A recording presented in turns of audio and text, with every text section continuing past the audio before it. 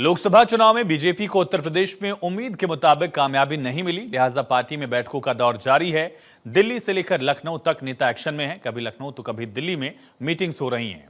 चुनाव से पहले माना जाता था कि उत्तर प्रदेश में बीजेपी का प्रदर्शन 2019 के मुकाबले बेहतर हो सकता है, लेकिन ऐसा हुआ नहीं। जबकि पिछले 4 चुनाव परिणाम को देखें तो बीजेपी का प्रदर्शन शानदार रहा था। 2014 का लोकसभा, 2017 का विधानसभा, 19 का लोकसभा और फिर 22 में विधानसभा चुनाव में पार्टी की शानदार जीत रही। 2 लोकसभा और 2 विधानसभा चुनाव में पार्टी पर लोगों का भरोसा दिखा और 2019 के लोकसभा चुनाव में बीजेपी को 62 सीटें मिली थी, जबकि इस चुनाव में सपा और बसपा का गठबंधन था। 40 से 50% हिंदू मतदाता दृढ़ता से पार्टी के साथ बने रहे चुनाव दर चुनाव। लेकिन 2024 के चुनाव में बीजेपी की सीटें घटी और 62 से घटकर बीजेपी 33 लोकसभा सीटों तक सीमित हो गई। वोट शेयर में भी करीब 8% की गिरावट दर्ज की गई। लोकसभा चुनाव परिणाम के पहले तक यूपी में बीजेपी के आसपास विपक्ष कहीं भी टिकता नहीं था। राष्ट्रीय मंच पर बुलडोजर बाबा कहलाने वाले सीएम योगी आदित्यनाथ की मिसालें पेश की जाती थीं, लेकिन केवल एक लोकसभा चुनाव में खराब प्रदर्शन के बाद यूपी बीजेपी के लिए सबसे ज्यादा समस्याओं या यूं कह लें कि सियासी चुनौतियों वाला राज्य बन गया है। ऐसी कई सारी चीजें सामने दिख रही हैं, जिसके बाद सियासी पंडित कह रहे हैं कि यूपी में ऑल इज नॉट वेल।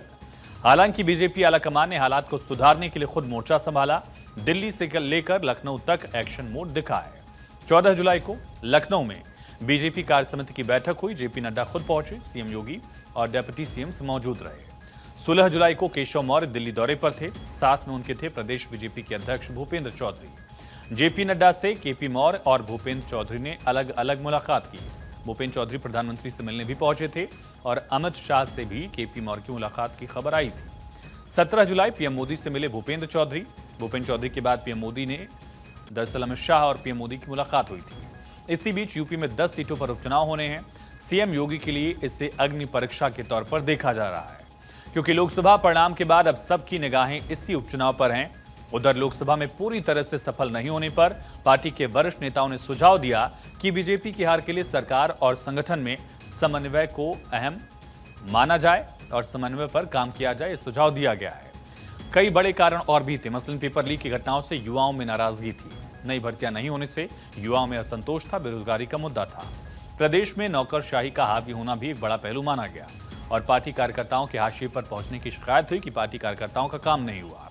विपक्ष का संविधान वाला नैरेटिव, जिसको ठीक से टैकल नहीं कर पाई बीजेपी, ये भी कारण माना गया। बीजेपी निस्संदेह एक ऐसी पार्टी है जो इतनी शानदार ढंग से विकसित हुई है, जहां सत्ता खासकर 2014 के बाद से इतनी केंद्रित हो गई है। जनता में असंतोषजनक आवाजें भी भीतर की हलचल को दर्शा देती है और पार्टी के फीडबैक तंत्र को मजबूत कर सकती हैं। वो नई दिशाएं सुझा सकते हैं। बीजेपी हर छोटी से छोटी बात पर प्लान करती है और ये जीत भी कोई छोटी जीत नहीं है देश के चुनाव के लिहाज से, क्योंकि बीजेपी लगातार तीसरी बार सत्ता में आ गई है। 2014 से नरेंद्र मोदी लगातार प्रधानमंत्री हैं। बड़े और विविधताओं से भरे देश में तीसरा कार्यकाल लगातार वो भी बीजेपी के लिए एक उपलब्धि मानी जा सकती है। इस अचीवमेंट के बाद भी बीजेपी को मंथन करने की जरूरत है कि आखिर साधारण बहुमत खोने के पीछे वजह क्या रही।